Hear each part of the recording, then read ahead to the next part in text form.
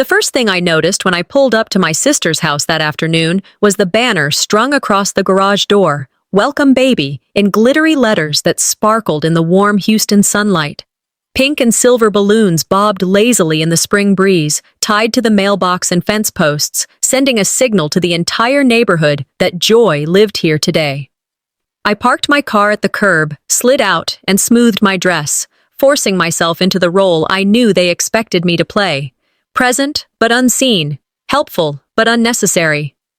Inside, the house buzzed with laughter and chatter. Pastel decorations transformed the living room and backyard into a scene straight from a magazine. The smell of cupcakes and lilies filled the air, making everything feel festive and curated. Relatives clustered together, chatting animatedly, their voices rising in bursts of excitement. But as I moved through the crowd, offering polite nods and smiles, I felt the subtle shift, the weight of gazes that slid over me without pausing, like I was part of the furniture. Out in the backyard, rows of folding chairs lined up neatly under a tent, each decorated with pastel ribbons and small handwritten name cards. My eyes drifted along the rows. Caleb, Aunt Rosa, Uncle Mike, until the last seat, where no card rested. I stopped, scanning again. Every sibling had a place, every cousin accounted for, but for me, there was nothing. "You don't mind standing, right?" A relative's voice brushed against my ear, casual and dismissive. "You're always moving around anyway. You don't like to sit still." I smiled politely, my jaw stiff. The words landed like stones in water, sinking deep, spreading ripples of discomfort through me. It wasn't just about the chair, it was about the assumption, the expectation, that I was here not to belong, but to serve. Later, I spotted a lone folding chair leaning against the fence. Relief trickled in. At least I could claim this one small comfort. I reached for it, balancing a plate of cookies in my other hand, but before I could set it down, one of Calira's friends appeared. "Oh, perfect," she chirped, grabbing the chair and whisking it toward the main table. "We need one more over here for the VIPs. The scrape of the chair against the concrete echoed in my ears. I froze, still holding the cookies, my smile frozen in place. She didn't even glance at me, didn't acknowledge that I'd been about to sit. Around me, a few guests laughed softly, that uncomfortable laughter people use when they know something's wrong but won't step in. No one said a word, not even my sister. The chair was planted firmly at the main table, draped with the finest linens, next to her husband and his co-workers. They sat comfortably, plates piled high, while I remained standing, balancing cookies and swallowing the weight of humiliation. In every family gathering, I thought bitterly, I'm the one left standing, literally and figuratively. I forced a small laugh, whispering, "It's fine," to an aunt who looked at me sympathetically. But inside, the words pulsed louder. Fine today, not forever. My mind flickered to past birthdays, where my job had been to cut cake and serve plates, never to blow candles. Holidays where I cleaned dishes late into the night while others shared toasts. Small humiliations strung together like beads on a necklace, heavy around my neck. I had just set down the cookies when it happened. Draven's voice cut across the yard like a blade. "Don't bother giving her a chair," he said, loud enough for everyone to hear. "Let her stand. She's free help anyway." The air froze. For a second, silence pressed down on the crowd. Then came the laughter. Uneasy, too loud, the sound of complicity. Some nodded, a few smirked, and others looked away, suddenly fascinated by their drinks. Heat flushed across my cheeks, but I gripped the tray of lemonade, refusing to let it shake. The clinking of glasses sounded like hammers in the silence that followed his words, every detail magnified. The ice shifting in cups, the rustle of napkins, the forced coughs of people pretending they hadn't just heard my public erasure. Draven leaned back in his chair, one arm draped across Kalira's shoulders, his smirk wide. She glanced at me briefly, then away, choosing comfort in silence rather than risking his displeasure. Inside, a voice rose steady and calm. "I can be changed by what happens to me, but I refuse to be reduced by it." Maya Angelou's words, remembered from years ago, anchored me. I straightened, lifted my chin, and locked my silence into place. Not weakness, but calculation. I would not give him the satisfaction of seeing me crumble. Every insult, every stolen chair, every smirk was a record in my mind. And one day, the account would be settled. The party resumed, music playing again, laughter bubbling up as though nothing had happened. But for me, nothing was the same. I stood off to the side, watching the pastel balloons sway gently above the fence line. The silver banner shimmered in the afternoon light, as if mocking me with its perfection. Guests clapped along with the games, trading stories, but I drifted into memory. How many times had I been given this role? The reliable one, the helper, the extra body to lift boxes or clean spills, the person who made things smoother without ever being acknowledged. Always the invisible thread keeping everything together, never the bright ribbon tied at the front. I watched the lemonade glasses lined neatly on the table, their yellow glow catching the sun. An image etched into my mind, ordinary but symbolic. I thought to myself, even something as simple as lemonade can deliver justice when the time is right. I carried trays, cleared plates, smiled at guests who barely remembered my name. Every step felt rehearsed, like I was performing in a play where my role had been written by someone else. Yet beneath the performance, something shifted.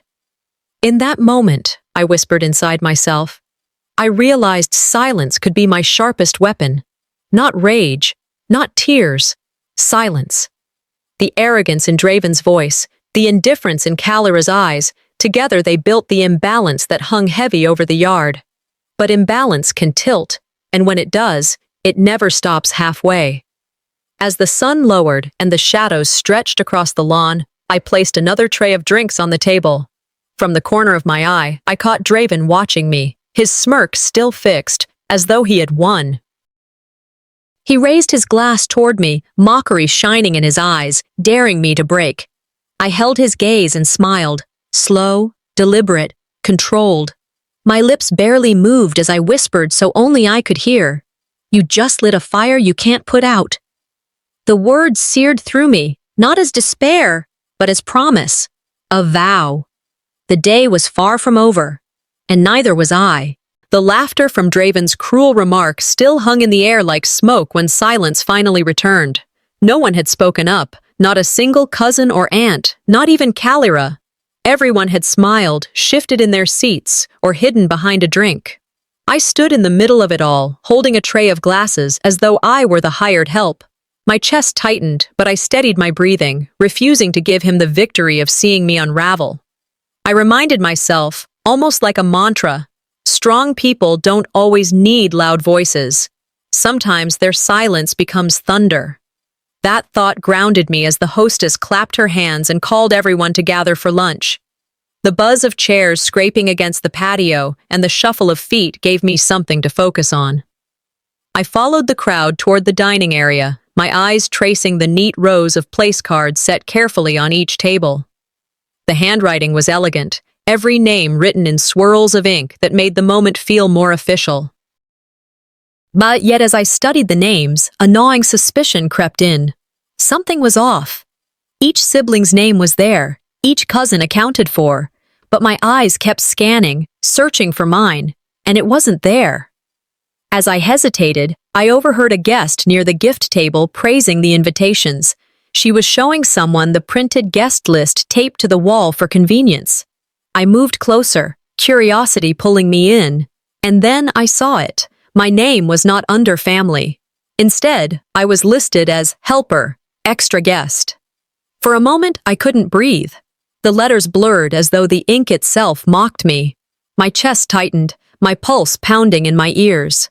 A woman beside me leaned over, reading it too, and whispered with a sympathetic shrug, "Oh, so you're just here to help?"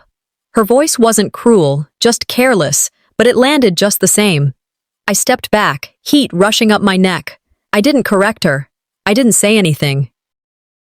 I simply memorized the slight, etching it into the record I was keeping in my mind. Later, as the host of the shower stood with a microphone to thank Calira's sisters, she listed their names one by one. My name was skipped. Deliberately or not, the sting was the same. The audience applauded, the women smiled, and I clapped too, as if applauding my own erasure. Inside, I recalled a line from a seminar at work. The way people list you on a program tells you exactly how they value you. I knew this wasn't oversight. This was intention. When it was time to sit for lunch, the tables filled quickly. Laughter and chatter rolled across the backyard, everyone taking their places. I scanned again, looking for any sign of where I belonged. Finally, at the very back, I found a card with my name. It wasn't with my siblings or even near my cousins. My seat was tucked beside the restroom door, close to where the catering staff moved in and out. I stood frozen for a beat, staring at it. The card looked almost apologetic sitting there alone. A cousin brushed past, glancing at me with a shrug. "It's fine, right? You're always flexible." Flexible. That word stuck in my mind, echoing louder with each repetition. It was the family's favorite way to excuse my erasure.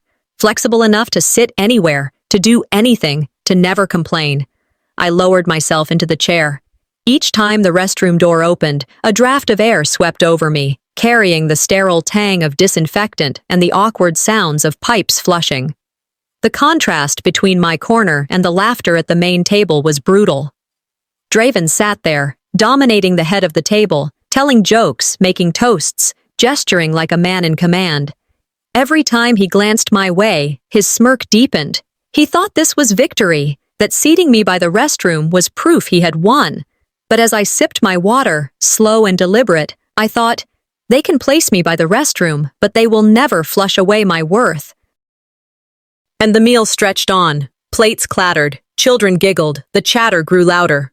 Around me, gossip spilled in low voices. Unaware I could hear, "She really does look like part of the catering team," one woman murmured. "I thought she was," another replied. My jaw clenched. My hand tightened around my fork until my knuckles ached. But I didn't interrupt. I didn't lash out. I swallowed the sting like bitter medicine, letting it settle in my stomach, turning into something else. Sometimes survival isn't about fighting back immediately. Sometimes it's about storing every insult until the right moment to release them. I remembered Eleanor Roosevelt's words, "No one can make you feel inferior without your consent." I repeated them silently, again and again. They would not get my consent. Draven raised his voice for a toast, the glass in his hand catching the light. He looked straight at me as though daring me to react, chuckling under his breath. I lifted my glass too, returning his gaze without blinking. My lips curved into a calm smile, but inside I whispered, "Your arrogance will choke you one day." The meal ended slowly, with clinking silverware and the scrape of chairs across the patio, but the unease from earlier still lingered in my chest. People moved toward the living room for the next part of the shower. Storytelling. The hostess, cheerful as ever, encouraged guests to share memories of Kalira's childhood, funny stories, warm anecdotes. It was meant to be light-hearted, but the mood felt heavy to me. I sat near the back, half hidden behind an arrangement of balloons, listening as voices rose one after another. Cousins laughed about sleepovers, neighbors reminisced about school days. I noticed the way their eyes flickered toward me, then quickly away, as though my presence unsettled the rhythm. I folded my hands, feeling the sting creep back up. When people tell stories, they rewrite history, I thought, and sometimes, in their retelling, they erase the ones they don't want remembered. It wasn't just that my voice hadn't been invited, it was the way the whole room seemed aligned to ensure I stayed quiet. The microphone drifted from hand to hand, laughter filling the room as people offered their tales. It reached the row where I sat, hovered for a moment, and then moved on without pause. I leaned forward slightly, my lips parting as if to speak, but the moment was gone before I could even take a breath. My sister noticed. I saw it in the quick flick of her eyes, the way her hand tightened around her glass. She could have stopped it. She could have said, "Wait, let her speak too." But she didn't. She sipped her drink, eyes fixed elsewhere, letting the silence swallow me whole. The ache that hit me wasn't from Draven's cruelty earlier. It was deeper, because this time, it came from my own sister. For a second, our eyes locked. I searched her face for something, an apology, a defense, any hint that she still saw me. But she looked away. Betrayal doesn't always come from enemies, I reminded myself. Sometimes it's the silence of those who should love you most.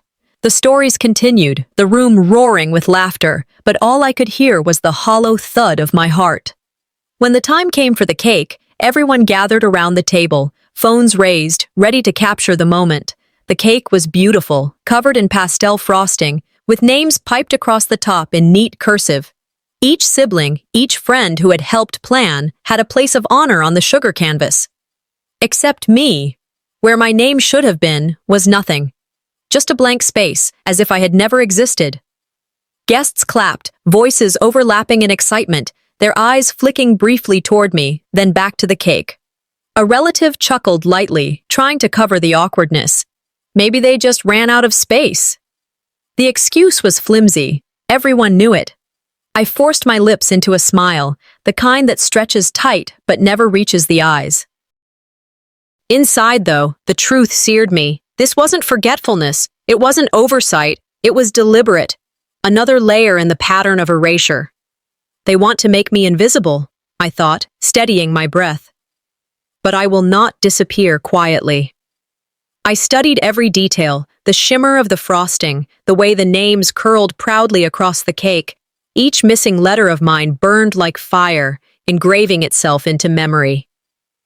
As the candles were prepared, I drifted further back, out of the circle of light cast by phones. I thought about something I'd once read in a hallway at the hospital where I work. Respect is one of the greatest expressions of love. Without respect, even blood begins to feel like strangers. That's what today was teaching me. I looked at the faces around the table, glowing under the candles, and felt the distance grow. To them, I wasn't a sister, not a daughter, not family. I was the help, the extra, the shadow at the edge of every photo. Every insult today wasn't breaking me. It was sharpening me. The laughter felt hollow now, tinny and disconnected. Even the sweetness of the frosting in the air seemed sickly, cloying. My silence was no longer fear. It was strategy, a deliberate choice. I wasn't going to cry or beg for acknowledgement. I was going to collect each wound, each omission, until the day I returned them in kind. The candles flickered to life, a chorus of cheers rising around the room. I watched the knife slice through the frosting, cutting directly across the empty space where my name should have been. A whisper stirred in my chest, steady and quiet.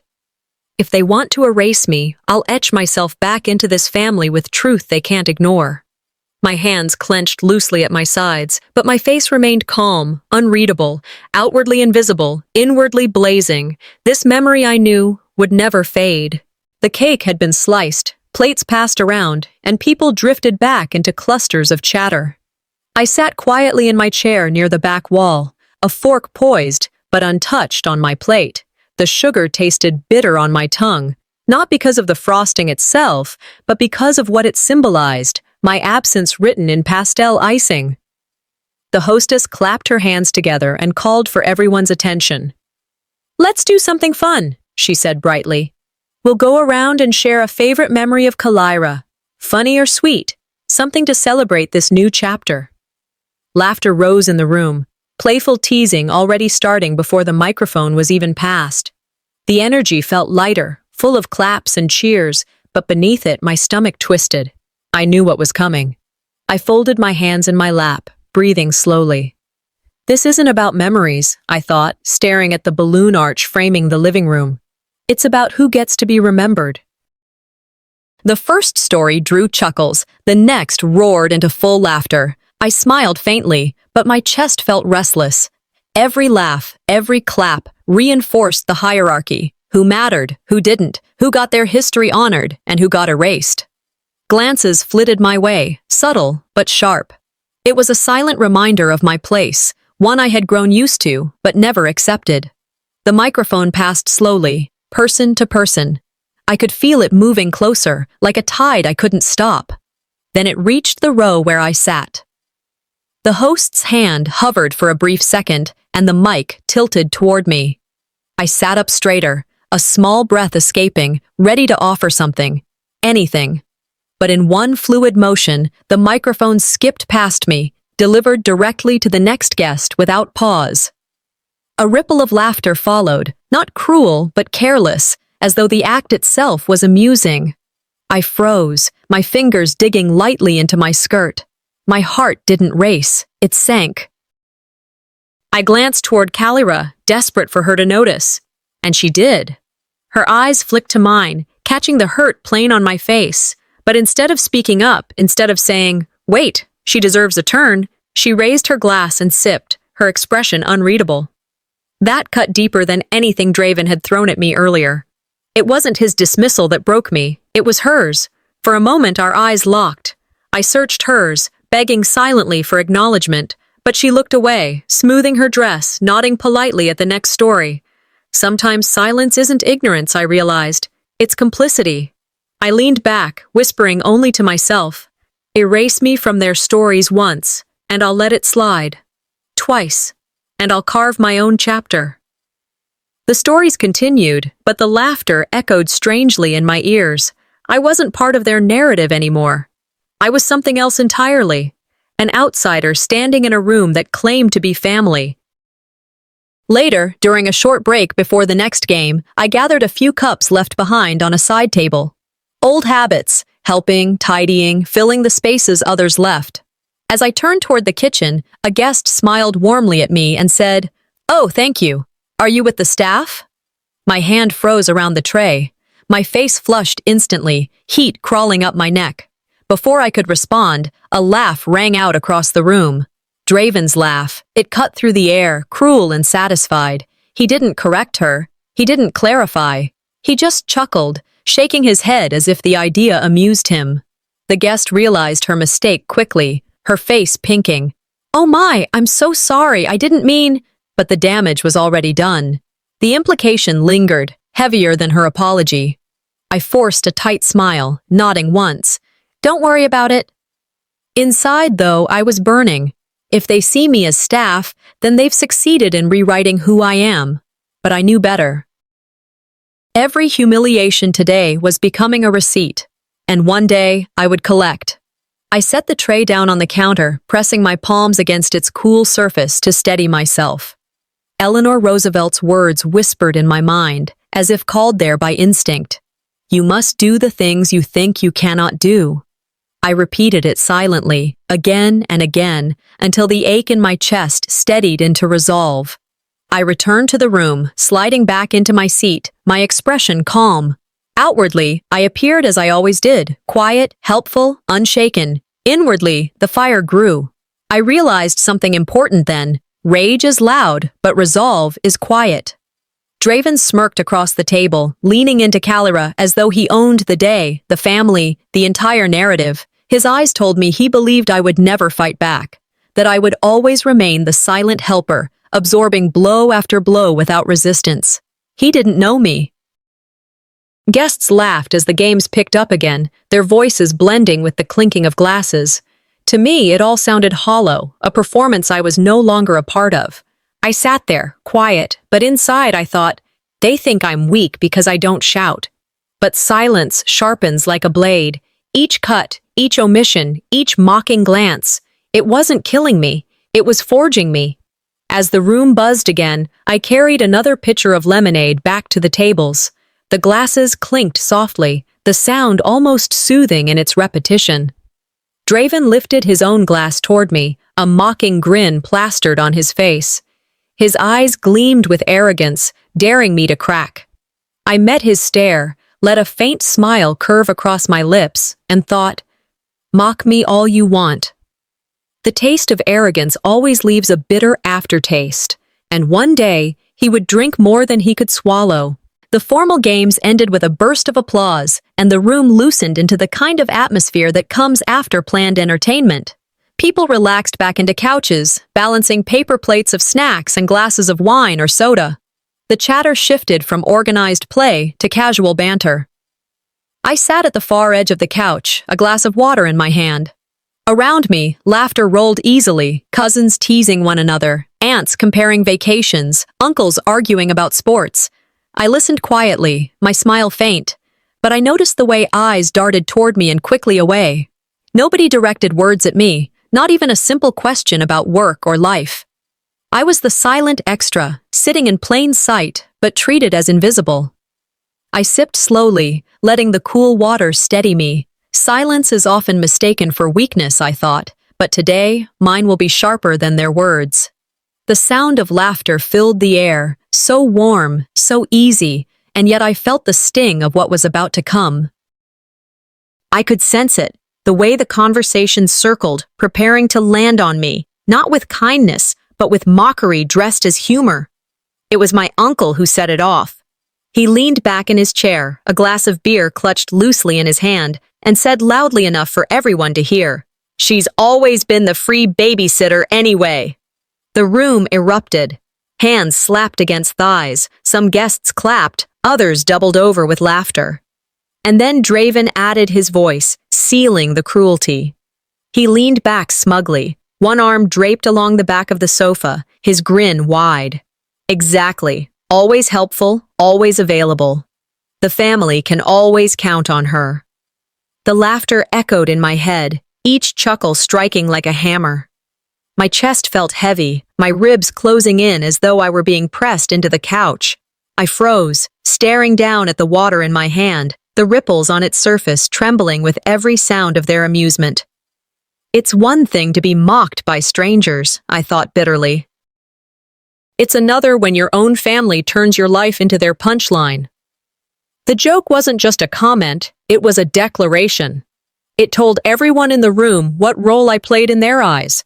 Not a sister, not a daughter, not a woman with her own life, but the reliable, expendable helper, the one who never said no, the one who gave without expecting acknowledgement. No one corrected him. No one said, "That's not fair."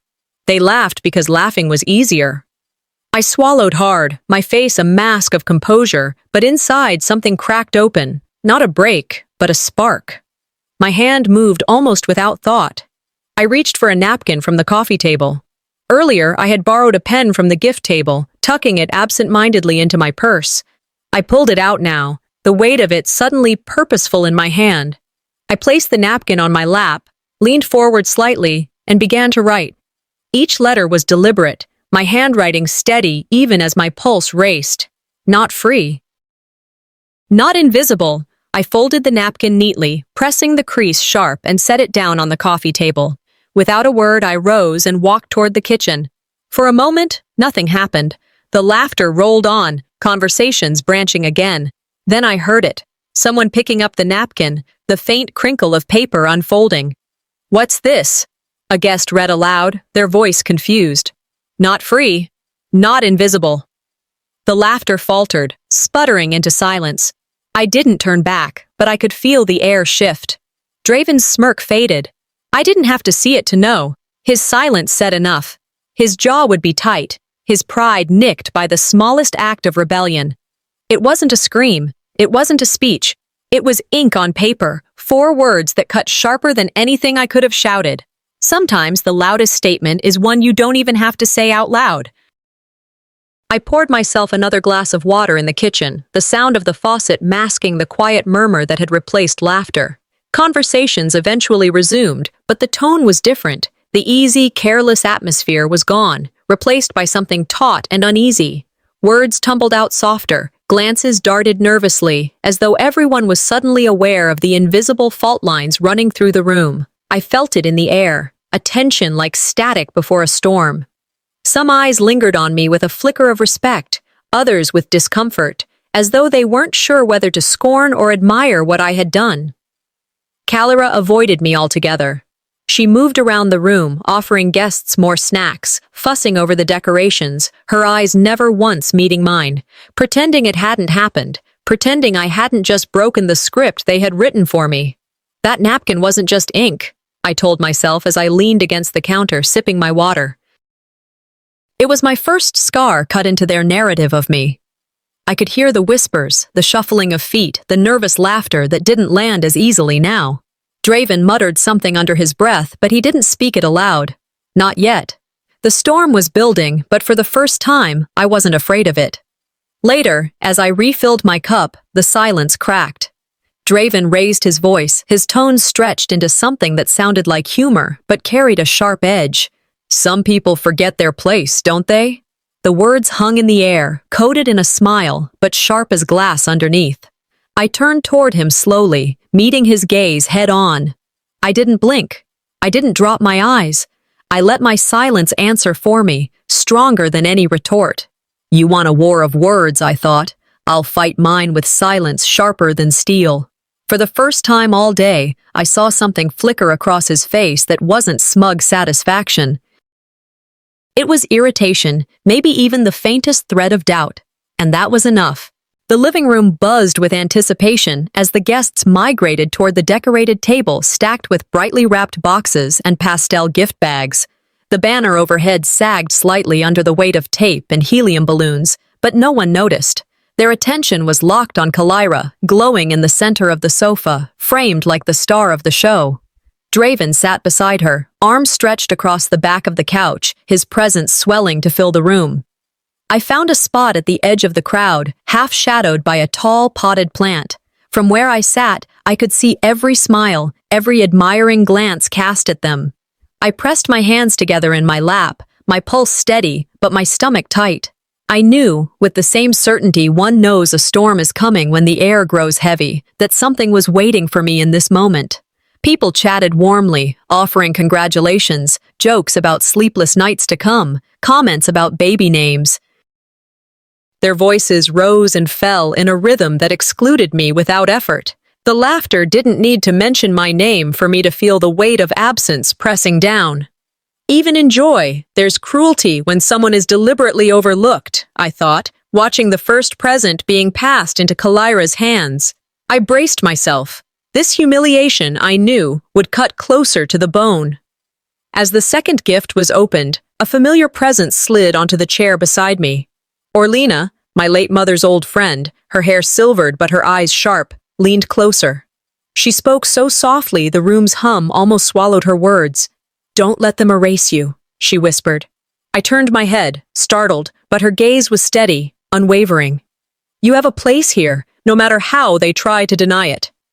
The words were a lifeline, tossed into deep waters I hadn't realized I was drowning in. My throat tightened, not with tears, but with the sudden clarity of being seen.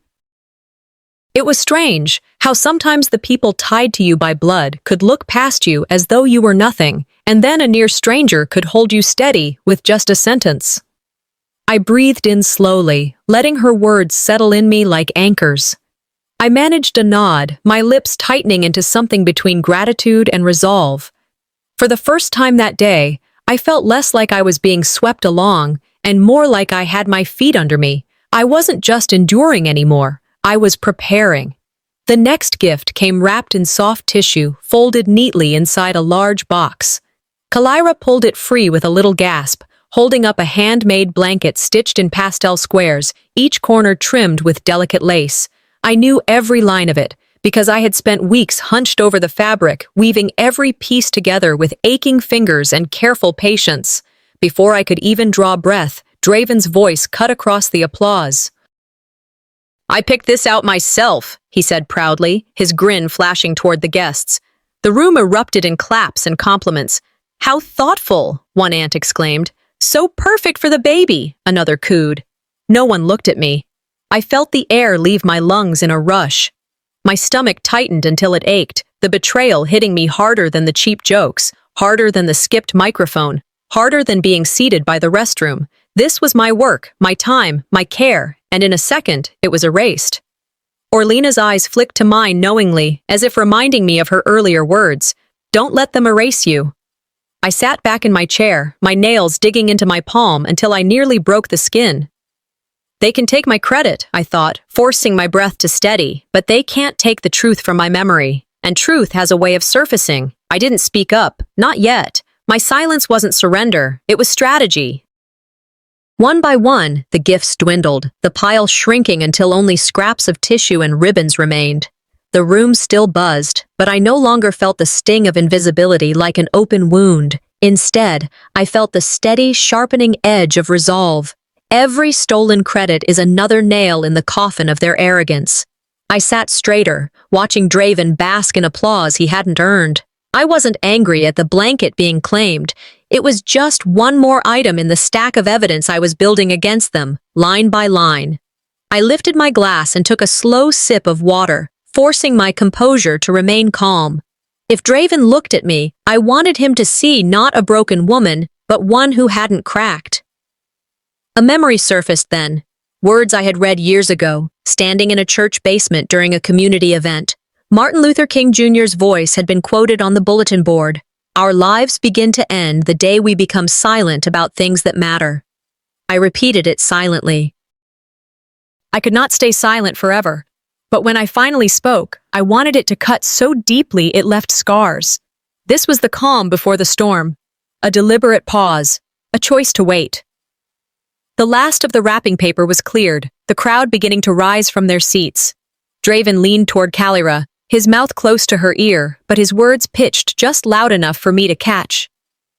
She should be grateful she even got invited, he muttered. I felt the words hit like a strike across my back, but this time I didn't flinch.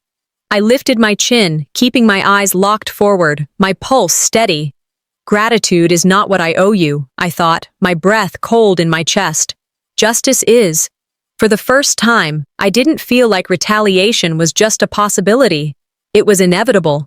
The gifts had been opened, wrapping paper piled high like colorful mountains in the corner.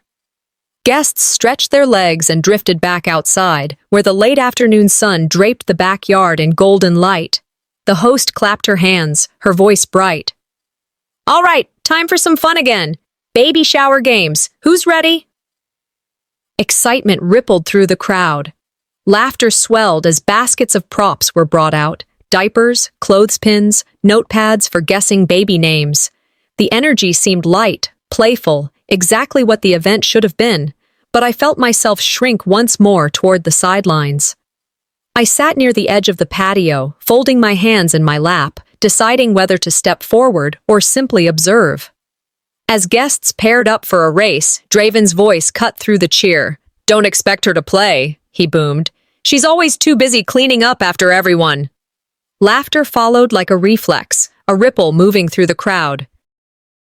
A few faces faltered, eyes flicking toward me with discomfort, but no one challenged him. I smiled thinly, biting the inside of my cheek. Every joke is another mask hiding their cruelty, I thought. This was how they justified their treatment of me, turning my erasure into comedy. The games continued. People stumbled and laughed, snapping pictures, cheering one another on. I sat still, the laughter bouncing off me, but my silence no longer felt like surrender. While the races unfolded, I noticed the tables sagging with used cups and empty plates. Out of instinct, I stood and began gathering them. Balancing stacks in my arms, I moved between conversations unnoticed, the hum of the crowd washing over me. As I reached for another cup, I spotted Thalen, a guest with a camera hanging from his neck. He was filming the games, catching smiles, recording memories. His lens turned toward me briefly, and he captured the image of me clearing tables, my head bent to the task. To him, it must have looked like a candid moment of helpfulness. He smiled, nodded at me, and returned to filming the diaper race. I didn't realize until later that someone else had taken that clip and uploaded it instantly. Phones buzzed across the yard as the video spread in a private group chat among the guests. The caption read, "Always the helper, never the guest." The ripple of laughter that followed was sharper than before. I caught the whispers, the pointed glances toward me as I carried another tray inside. "She really does look like Staff," someone said plainly. The words struck me, though I kept my face calm. My hands burned against the plastic cups, the weight heavier than it should have been. Inside, I thought, silence is my shield now, but shields can also be sharpened into weapons. I pressed the thought deep, letting the humiliation settle, not as defeat, but as fuel. The hum of phones and whispers hadn't yet died down when a sudden hush fell over the room. A younger cousin had wandered back inside, fiddling with an iPad left on a chair. Somehow, with a few taps, the device connected to the large TV in the living room. The screen flickered, and then words appeared, lines of messages scrolling across for everyone to see. At first, confusion spread, then recognition. It was a group chat, titled, "Real Family Planning." My stomach dropped. Message after message filled the screen, sent by Draven, Calira, and several relatives sitting in that very room. "Don't forget, she's just extra. The servant will show up again, like always. At least she makes herself useful, cheaper than hiring a cleaner." Gasps echoed. A few hands flew to mouths. Someone laughed nervously, trying to shrug it off, but the words were undeniable.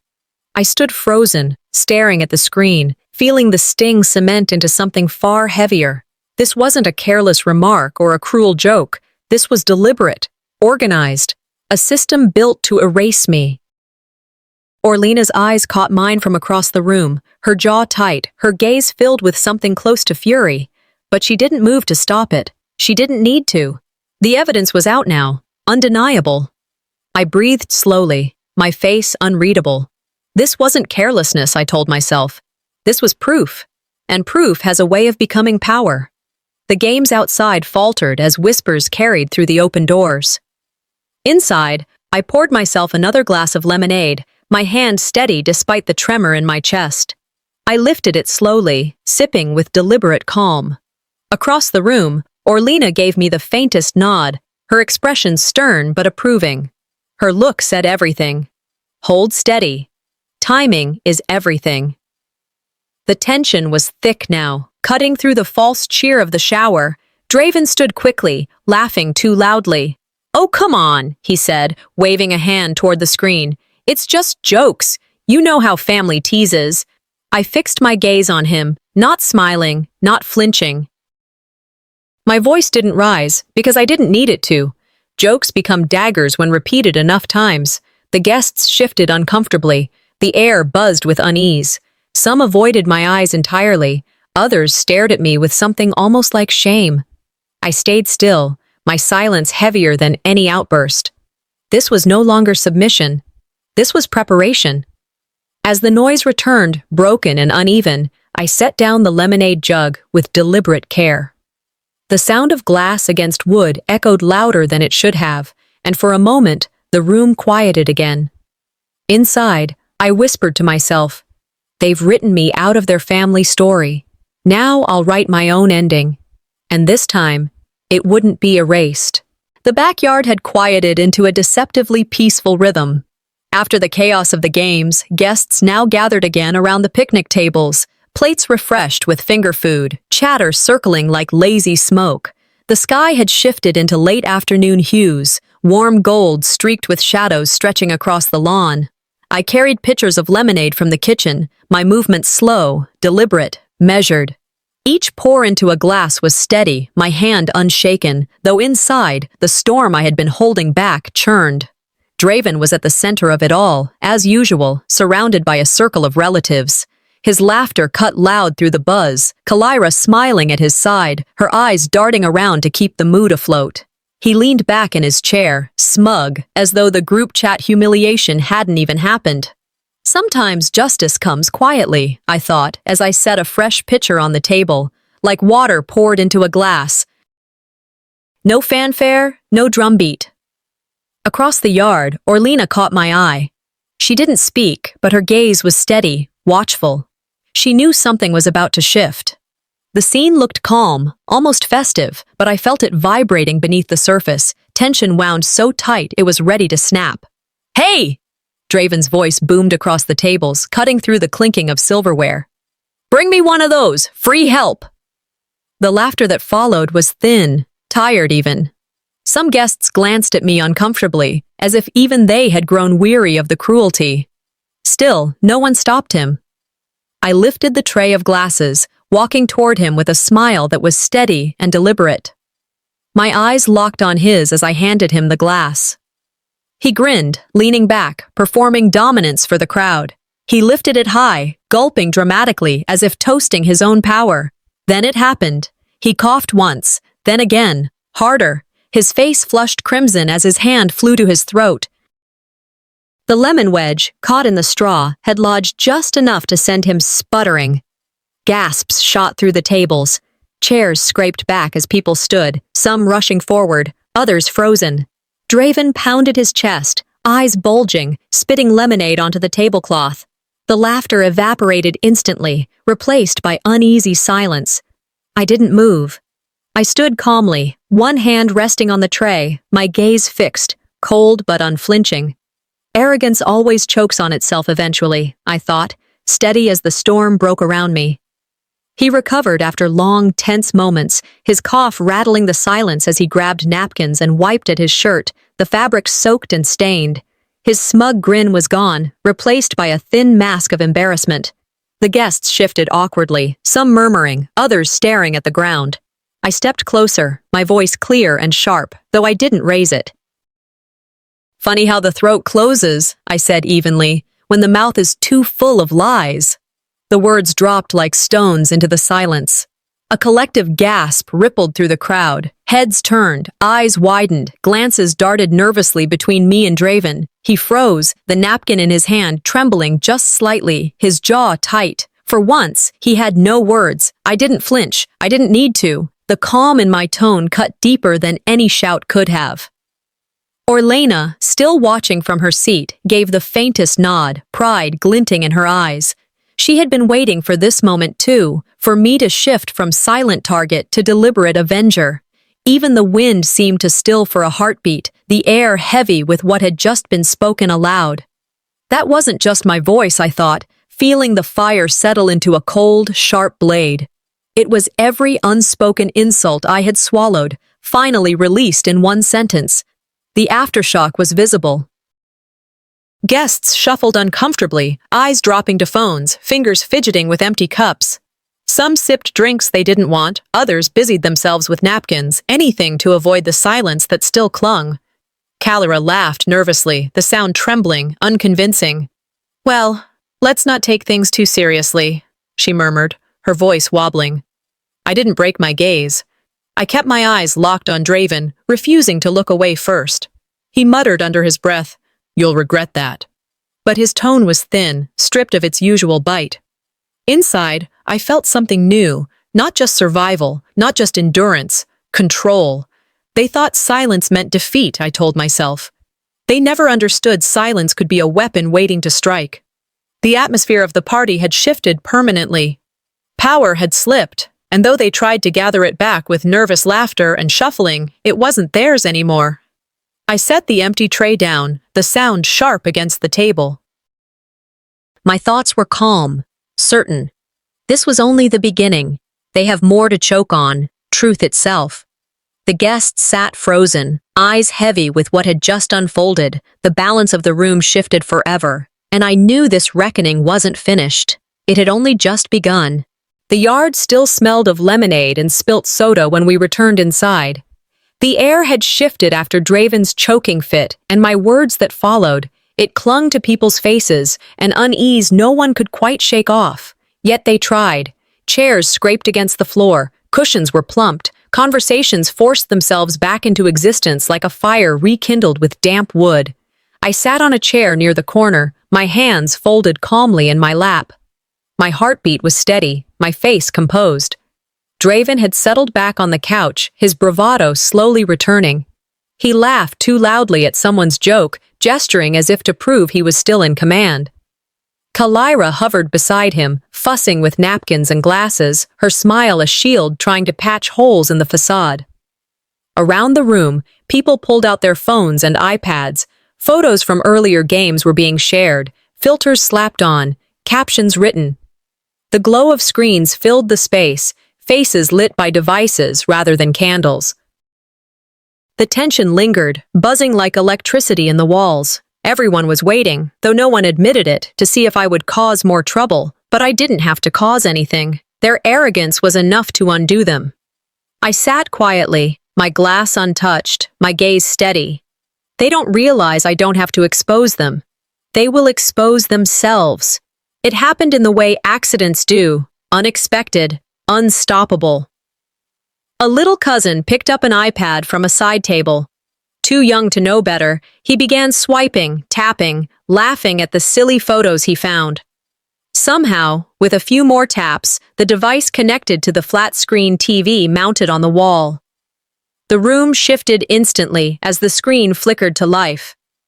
At first, it was just a splash of bright color. Then lines of text scrolled up, bold and undeniable. The title of the chat glared across the wall, "Real Family Planning." My heart sank. Message after message filled the screen, one after another, each line more cutting than the last. The servant showed up again. Don't forget she's just extra. At least she makes herself useful, saves us from paying someone. The heir left the room in a single gasp. Some people covered their mouths, others exchanged frantic glances. A few laughed nervously, trying to pretend it was nothing but family humor. Draven shot up from his seat, rushing toward the TV, fumbling with the iPad to disconnect it. "Okay, that's enough," he barked, his voice too sharp, too defensive. But it was too late. Everyone had seen. The damage was done. I sat still, my face unreadable. Inside, I felt the shift, humiliation solidifying into evidence, cruelty finally made visible. I thought, I didn't need to expose them. They exposed themselves. Truth always finds the light. Orlena caught my eye across the room. She gave me the faintest nod, a confirmation that I wasn't imagining it. What had been whispered behind my back was now carved into the air in front of everyone. The silence was unbearable. A guest, desperate to fill it, pulled out his phone. "Here, let's look at some photos from earlier," he said, trying to restore cheer. He connected his device to the same TV. A stream of images appeared. Guests laughing during games, kids running across the lawn, Calera cutting the cake. Then one picture froze on the screen, a family shot. Everyone gathered in front of the banner outside. Applause went up. "That's a good one," someone said. But my stomach dropped. I wasn't in it. The raw memory of the photo was still fresh. I remembered standing on the edge, holding a plate, smiling faintly, even though no one had noticed me. Yet here, projected for all to see, I was gone, cropped out, as if I had never been there. Murmurs spread. "That doesn't look right. Wasn't she standing there?" I didn't move. My throat tightened, but I refused to speak. The humiliation burned deeper than any insult had. This wasn't just omission, it was surgery, deliberate removal, cutting me away from their picture of family. No words could soften it, and none were needed. The silence that followed was heavier than shouting. I lifted my glass slowly, sipping water as though nothing had happened. My gaze was steady, my breath even. Around me, the guests shifted, fidgeted, avoided my eyes. Some looked ashamed, some complicit, all uncomfortable. Draven muttered from across the room, his voice low but pointed. "Stop making a scene." The irony hit me with cold clarity. I hadn't moved. I hadn't spoken. The scene had been made by them. Words were no longer needed. Their cruelty was already carved into the walls of this house, projected on screens, etched into memory. Silence can scream louder than any voice when truth stands beside it. Each second I sat there tightened the noose of shame around them, every breath a reminder that they had written me out, not by mistake, but by choice. And now everyone knew. The TV screen finally went black. The room exhaled all at once, like a collective attempt to reset. But nothing was reset. Nothing could erase what had been seen. I set my glass on the table and whispered inwardly, calm and cold. This isn't just humiliation. This is evidence, and I will use it. The guests shifted uneasily, conversations faltering into half-sentences. The joyful facade of the shower was shattered, its cracks wide open. The reckoning had begun. The silence that followed the blackened television screen was not relief. It was weight. It pressed down on the living room, sinking into the carpet, coating the air like humidity before a thunderstorm. No one moved at first. Guests lingered in clumps, whispering into their cups, their words fragmented, unsure whether to address what they had just seen or to pretend it had never appeared on the screen. I sat composed, my hands folded in my lap, back straight against the chair. My silence was no accident. It was my weapon. Every second I gave them without interruption was another second of shame thickening around their throats. Draven tried to laugh, the sound brittle. "Come on," he said, gesturing toward the empty TV. "Every family has jokes. You can't take it all so seriously." But his voice cracked at the end, betraying the insecurity he tried to disguise. Calera rushed in with nervous energy, refilling glasses, asking people if they wanted more food, her tone exaggeratedly bright. "Let's just enjoy the evening," she urged, her voice desperate. It's supposed to be a celebration. But celebrations built on lies collapse easily. Order cannot be restored with lies, I thought. Once truth breaks out, it can't be stuffed back in. The stillness fractured in a new way. I noticed eyes beginning to turn, not just toward Draven, but toward Kalira. The weight of the screen's words had shifted the balance. Guests whispered not only about what Draven had said, but about what Kalira had allowed. She let this happen. One cousin muttered under her breath, her eyes fixed on Kalira. Another relative, older, frowned deeply. She knew, he said, shaking his head. She had to.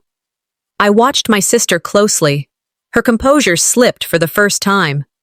As she poured soda into a glass, her hands trembled, spilling liquid onto the table.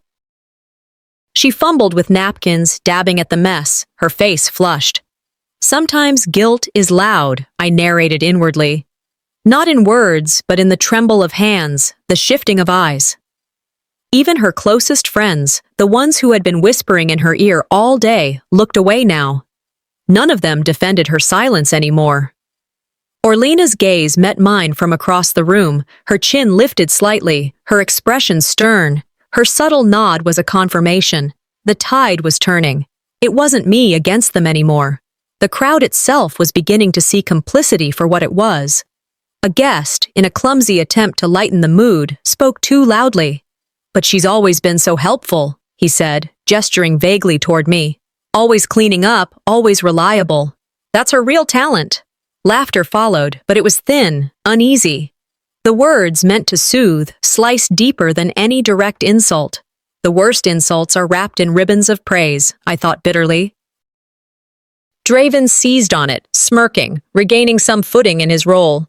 "Exactly," he said, his tone triumphant. "That's her place. Helpful, reliable. She's good at it. It's what she does best." I set my glass down slowly, the sound deliberate, final. I didn't speak. I didn't need to. My silence let the words hang heavy in the air, their weight obvious to everyone. It was the cruelest cut yet, because it pretended to honor me while cementing my erasure. It painted me as useful, but never equal. A fixture, not a sister. The audience felt it too. I could see it in the way their eyes darted, discomfort mounting. The poisonous compliment lingered longer than any laugh. Whispers grew louder, not softer. A relative leaned toward another, murmuring, "She deserves better than this." Another shook her head. "This has gone too far." The dynamic of the room shifted visibly. Draven's control of the narrative faltered, the certainty of his arrogance unraveling thread by thread. I narrated silently. When power cracks, it never breaks quietly. It shatters with noise, fragments falling everywhere. Kalira's eyes darted toward me once, then quickly away. She avoided my gaze altogether, retreating emotionally, shrinking into herself. Draven's face flushed red, his jaw clenched, his shoulders stiff as his frustration grew. The crowd was no longer laughing at me. They were beginning to judge them. And that judgment was something they couldn't undo. The tension burst when Draven slammed his glass down against the table, the liquid inside sloshing over the rim. His face was twisted with fury. "Enough of this," he muttered harshly. "I won't be made a fool in my own house." The silence that followed was louder than any shout. I met his glare with a calm smile, my voice steady only in my thoughts. The house was never yours. It belonged to the lies, and now they're collapsing. The storm was no longer coming. It was already here. Evening had settled over the house like ash after a fire. The balloon garlands sagged, paper plates stacked in tired piles, and the air held the stale heaviness of conversations that had stopped too abruptly. Guests were pulling on coats, gathering purses, corralling children. Their voices were lower now, not playful, but edged with unease. It was as if everyone wanted to slip out quietly, hoping not to be caught in the residue of what had exploded here. I sat still, watching the clusters disperse. Every goodbye carried the same awkward rhythm, polite smiles stretched too thin, averted eyes, a rush toward the door. No one lingered for another round of chatter. They couldn't leave fast enough. In the corner, Draven sulked, a drink abandoned at his side. His pride was a raw wound he couldn't stop pressing, his smirk gone, replaced by silence. He was pretending, in his way, that nothing had happened. That this was still his house, his celebration, his narrative. When truth breaks loose, I thought, people scatter like ashes. Nobody wants to be caught in the smoke. I felt my mind sharpen in that moment. I could stay, I could swallow it again, or I could walk away. I knew the choice. The front hall was crowded with goodbyes. Coats were slipped on, hugs exchanged. Calera stood at the door, embracing relatives one after another, her voice carefully warm, her arms wrapping fully around each guest. The gestures looked practiced, like a hostess performing the final act of a play. When she reached me, her arms barely brushed my shoulders. It was a hug only by definition. Cold, mechanical. Her hands light as though contact with me might stain her. The contrast was brutal. She had just kissed Aunt Rosa on the cheek, squeezed Cousin Derek's hands, clung to her best friend. For me, it was emptiness. I heard the silence behind me as others noticed. Some glanced at each other, discomfort flickering across their faces. The warmth she reserved for others was denied to me completely. It wasn't the lack of warmth that stung, I narrated to myself. It was the clarity. Her silence, her coldness, spoke louder than any insult. I looked at her then, really looked. A sister in name only, I thought. Family in blood, but not in spirit. That cold embrace severed the last thread binding me here. And strangely, I felt more free than wounded. The air outside was cooler, fresher, carrying the scent of cut grass and faint exhaust from cars starting up along the street. I stepped onto the porch and breathed deeply, letting it fill me, cleansing the weight from my chest. Strength doesn't always roar, I realized. Sometimes it's the quiet decision to walk away. I remembered a quote I had once scribbled in a notebook years ago from Maya Angelou. Leaving behind nights of terror and fear, I rise. Tonight, those words were flesh and bone in me. I didn't crave their acknowledgement anymore. I didn't want their apologies. I no longer needed their approval.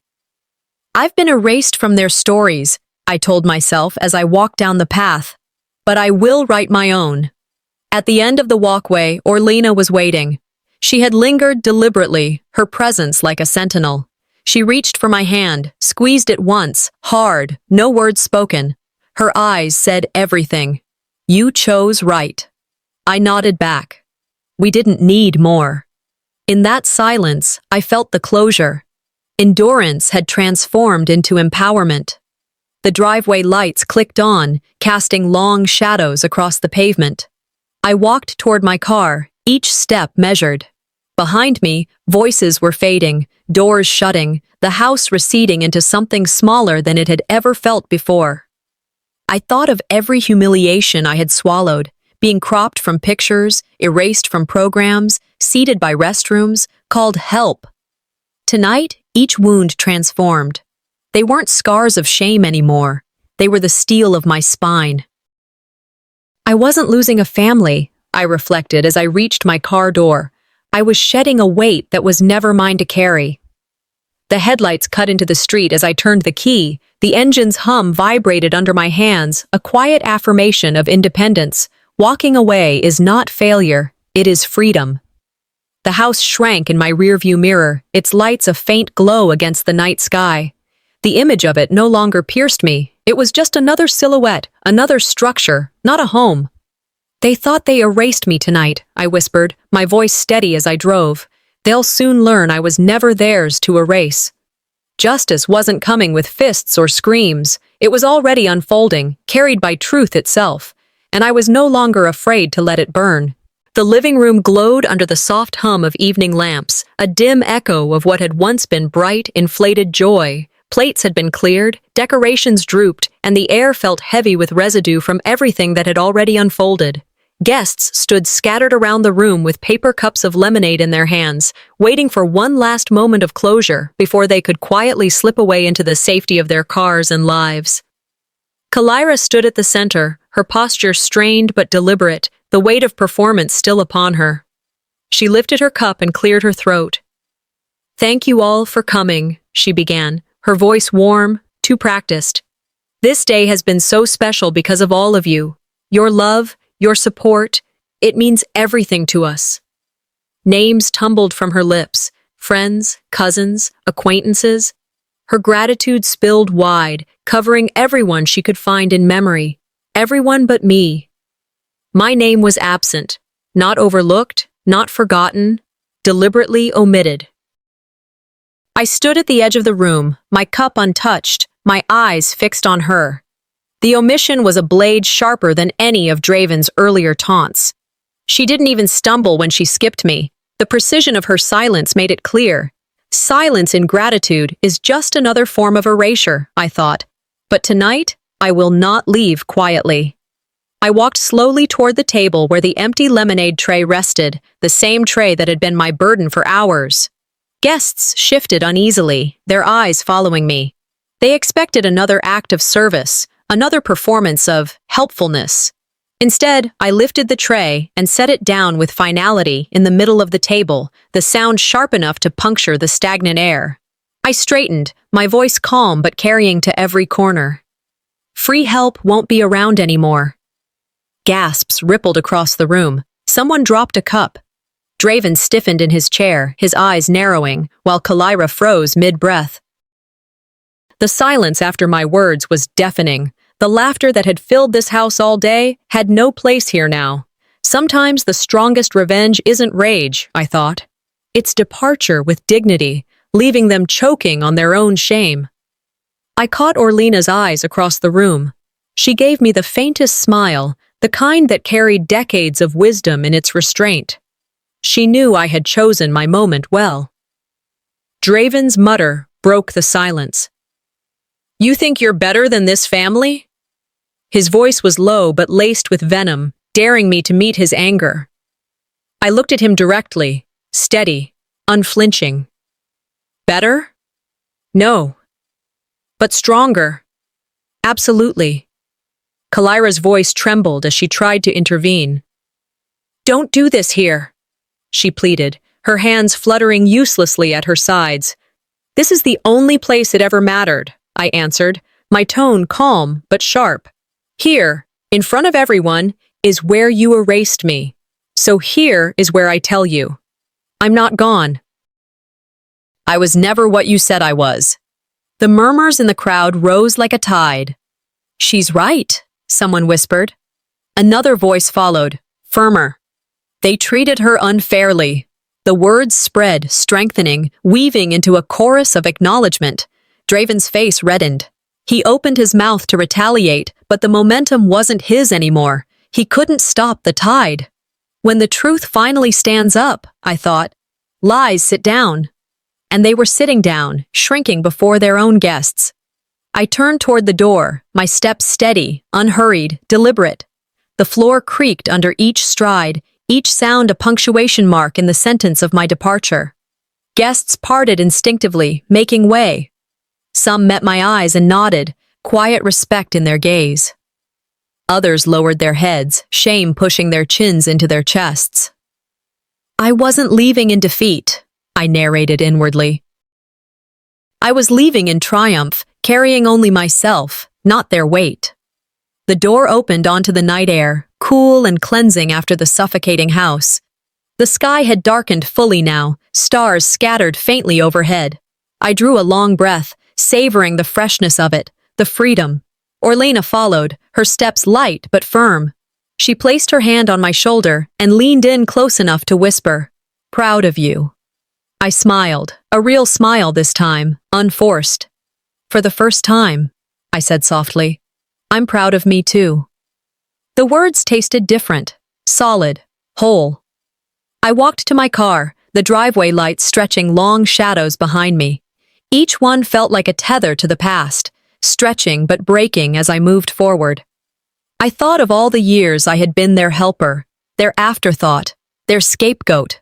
I thought of every slight, every humiliation, turned now into the steel of my resolve.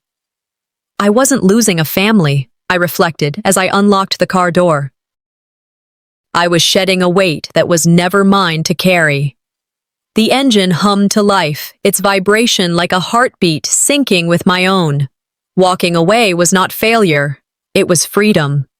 The house shrank in my rearview mirror as I drove away, its lights dimming, its shape dissolving into just another structure. It no longer defined me.